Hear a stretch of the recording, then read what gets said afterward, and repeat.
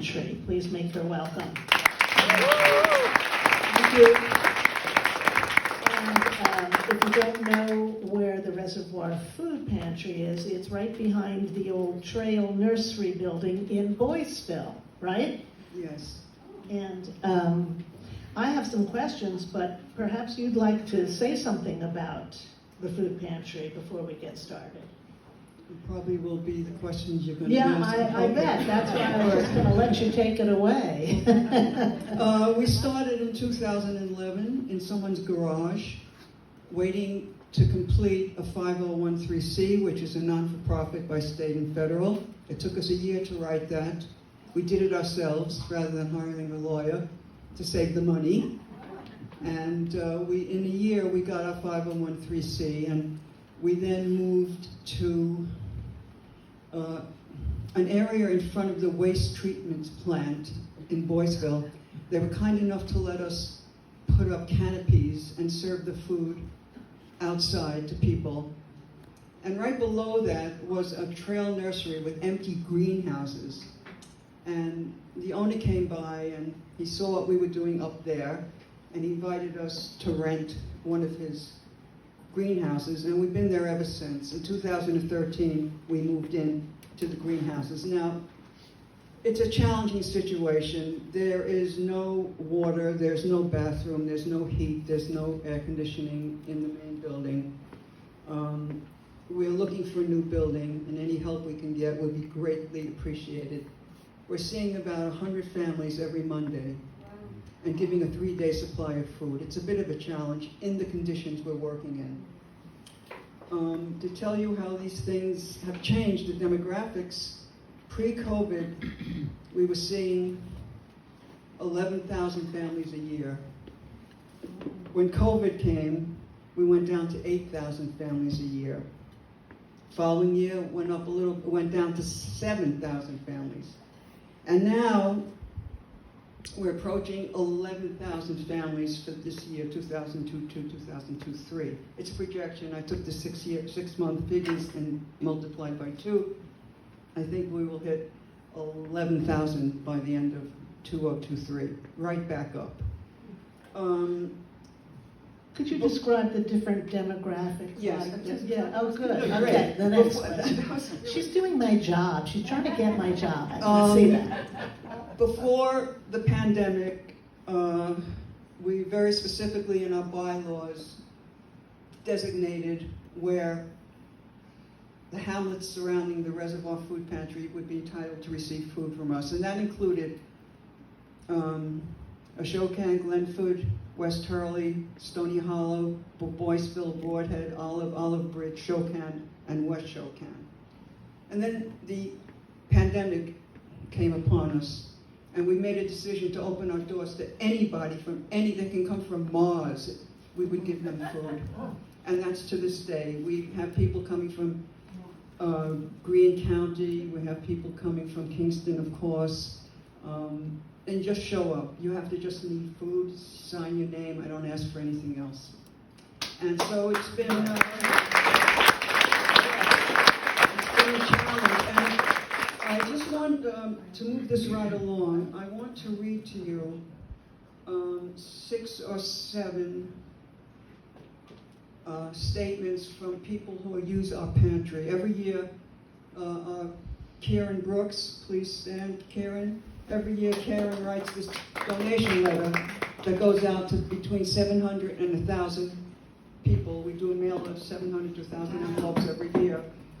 Karen is a driving force behind that. She writes these letters, and what we do is just before we distribute the letter, we go around with index cards when the people are waiting online to get food, and we say, "Can you please write about what this means to you?"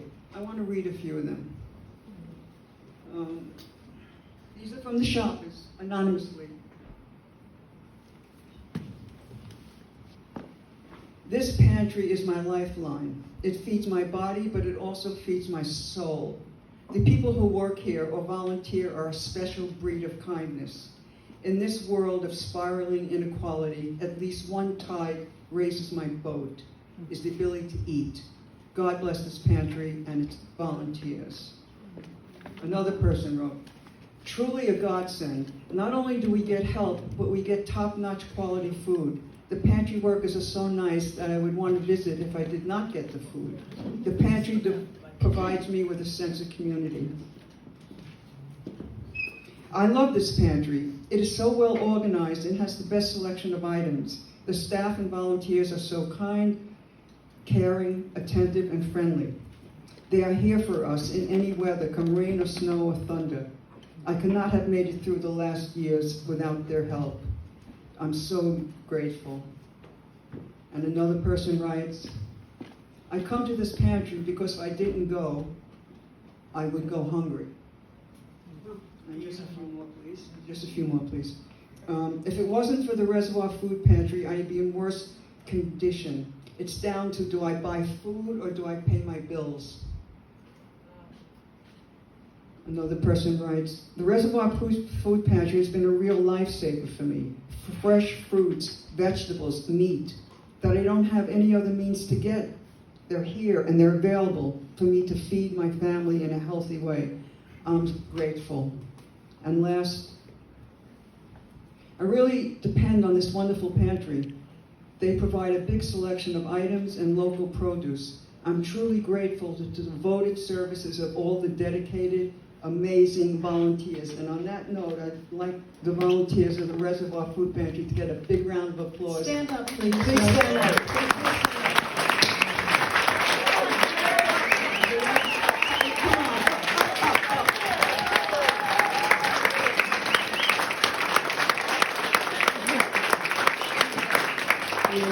These people have worked through the pandemic, which put such a restriction on how we did things. We had to change up everything from letting in 20 people at a time. We had to let in one person at a time. We had to order 1,000 masks so that people came without masks. Everyone had masks in order to enter.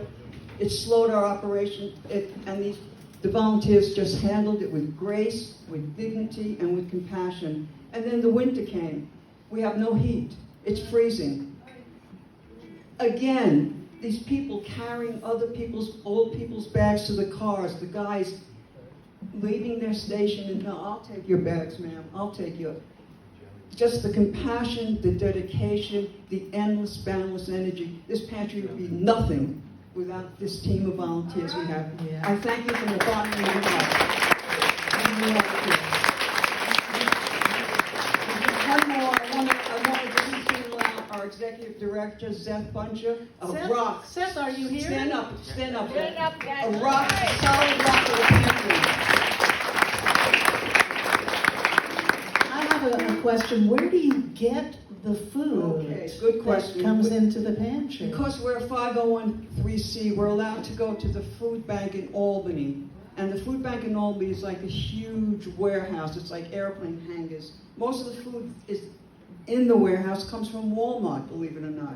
Also Hannaford's and other locals. But nobody knows this. In the country, the food banks are stocked with food from Walmart. Wow. I have to assume they might get a tax write-off, but that's none of my business. And we pay 16 cents a pound for cans and boxes. All the produce is free. All the bread is free. All the cake is free. Things like cheese and milk and stuff like that is 16 cents a pound.